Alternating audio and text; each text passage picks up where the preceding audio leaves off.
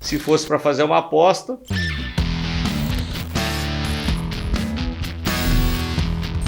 Olá, amigos e amigas da Focalize, sejam bem-vindos aí ao nosso bate-papo de sexta, espaço onde debatemos o que aconteceu na semana, tentamos entender os movimentos dos mercados, passamos aí por Ibovespa, por dólar, índice futuro, por DI também, e obviamente tentamos projetar o que pode acontecer com o nosso principal índice a partir dessa análise.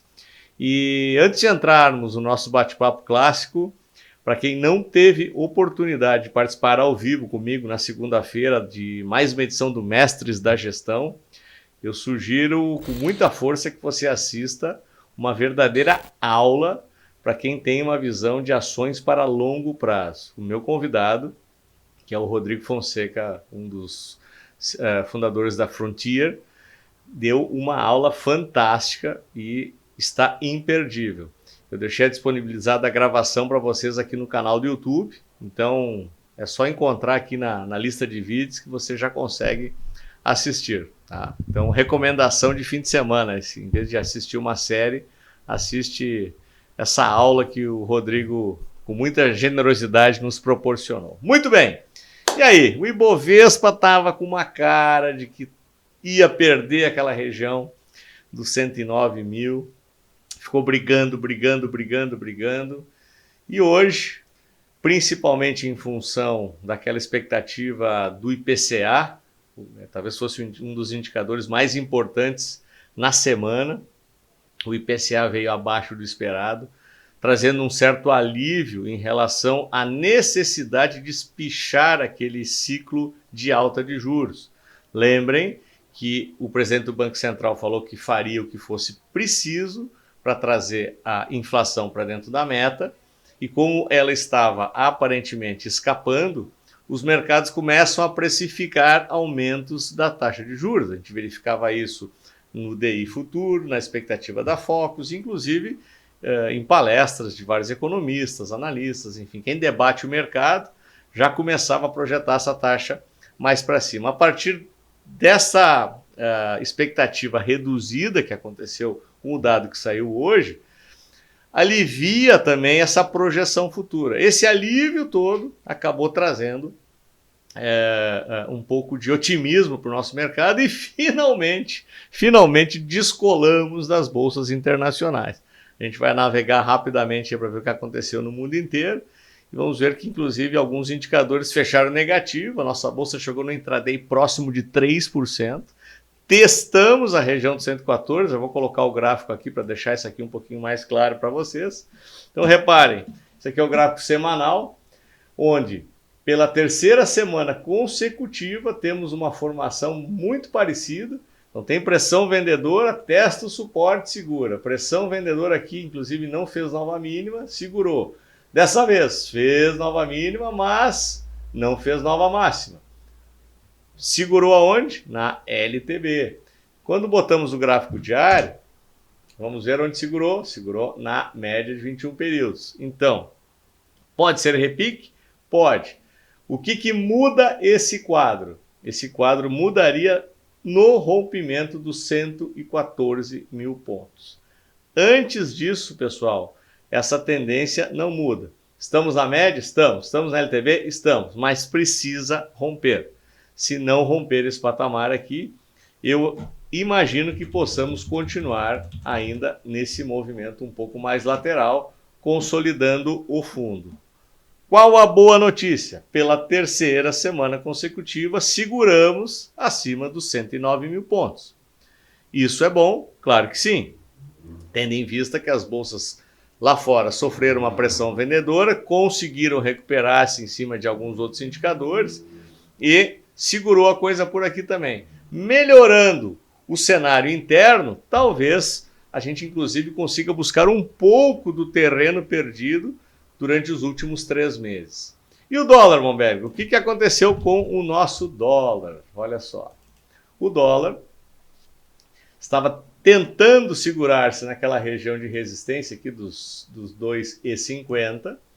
Foi até conseguir romper. Nesse momento faz um pullback e atua acima desse patamar. Aqui já é um indicador um pouco mais negativo para nossas bolsas. Por quê? Porque quanto maior o dólar, nós continuamos a ter pressão inflacionária e ele costuma ser contracíclico em relação aos preços dos ativos. Então, dólar para cima normalmente não favorece uma bolsa um pouco mais alta. Já no DI refletiu justamente essa expectativa mais baixa dos nossos juros e reparem que depois de marcar máxima, começou a sofrer uma correção e hoje até fechou abaixo da média de 21 períodos.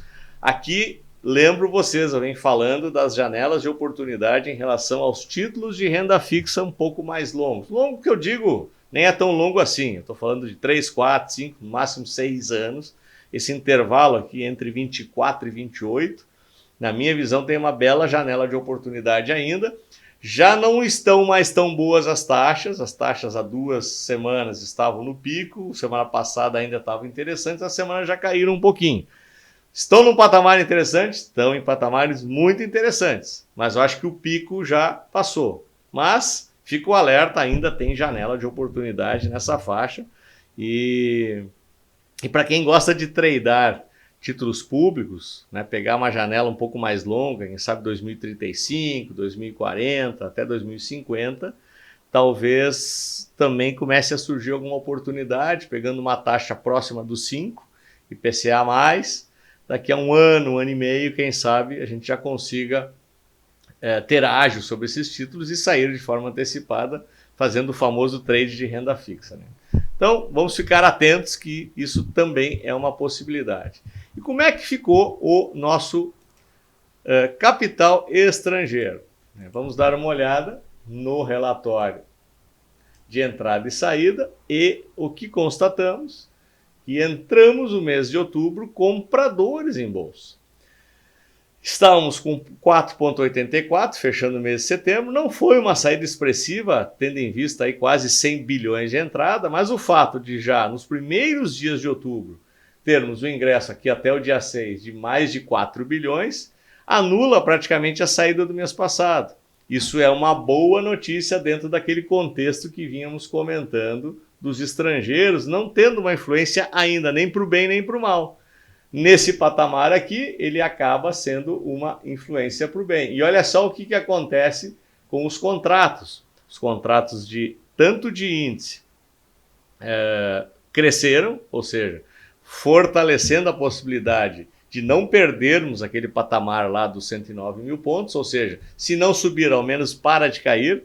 Então, eu acreditaria talvez uma lateralidade nas próximas semanas no nosso principal índice, mas olha só, eles compraram contratos de dólar, o que justifica o rompimento dos 5,50. Então, não tem alívio na moeda, mas em compensação, talvez a nossa bolsa permaneça ou lateral, ou quem sabe até já levemente ascendente. E o que aconteceu nas bolsas internacionais? Quando olhamos para a Dow Jones, vemos uma recuperação bastante importante, e o próprio S&P, quando colocamos aqui a movimentação do outro índice americano, com um movimento muito parecido, até Nasdaq, reparem que com um pouco mais de pressão, né, as empresas de tecnologia sofreram um pouco mais de pressão nas últimas semanas, mas também recuperaram-se. Mas hoje quase todos fecharam negativos, confirmando aquela ideia de descolamento da Bolsa Brasileira, no bom sentido, né? As bolsas lá fora fecharam em queda e a nossa bolsa fechou até com uma alta relativamente forte e com a semana positiva. Então isso é bastante importante. Essa não é muito comum acontecer, né? Dólar em alta e bolsa em alta na mesma semana, mas a semana aconteceu. Então, resumindo, se fosse para fazer uma aposta, eu apostaria, primeiro ponto, 109 é suporte. Eu já venho falando isso para vocês nas últimas semanas. Por enquanto vem se confirmando. E é muito importante, inclusive, que segure nesse patamar, porque nós não temos muito espaço. Ou seja, se cair, até mostrei para vocês, poderia vir até 93, uma correção um pouco mais agressiva. Não é o cenário que eu trabalho, não é o cenário que eu acredito. Eu trabalharia com 2 possibilidades, uma mais provável de lateralidade, 109, 114, por enquanto, e na eventualidade de fecharmos em algum dia acima do 114, talvez a gente confirme uma reversão de movimento e uma retomada do movimento ascendente, o que faria nós tentar recuperar o terreno perdido nos últimos meses para as principais bolsas do mundo. Pessoal, se gostaram, dão o like, espero que tenham um ótimo final de semana. Se quiserem compartilhar, quiserem apertar no sininho para receber notificação. Teremos ainda mais 2 edições do Mestre da Gestão esse ano, sendo que a última eu já fechei com o nosso querido Marcos Saravalho, da Sara Invest. Eu digo para ele que eu sempre reservo, o fechamento do ano é dele, e o Marcos sempre nos brinda com papéis que podem dobrar durante o ano de 2020. São as famosas pimentinhas. Falando em pimentinha, o meu convidado de segunda-feira deixou 3 pimentinhas. Então já é mais um motivo para que você corre lá para assistir, porque você sai com 3 ações que tem possibilidade de dobrar em 2020. E olha que o Rodrigo é fera nisso. Ok, pessoal? Um bom final de semana. Espero vê-los no nosso próximo vídeo. Até lá.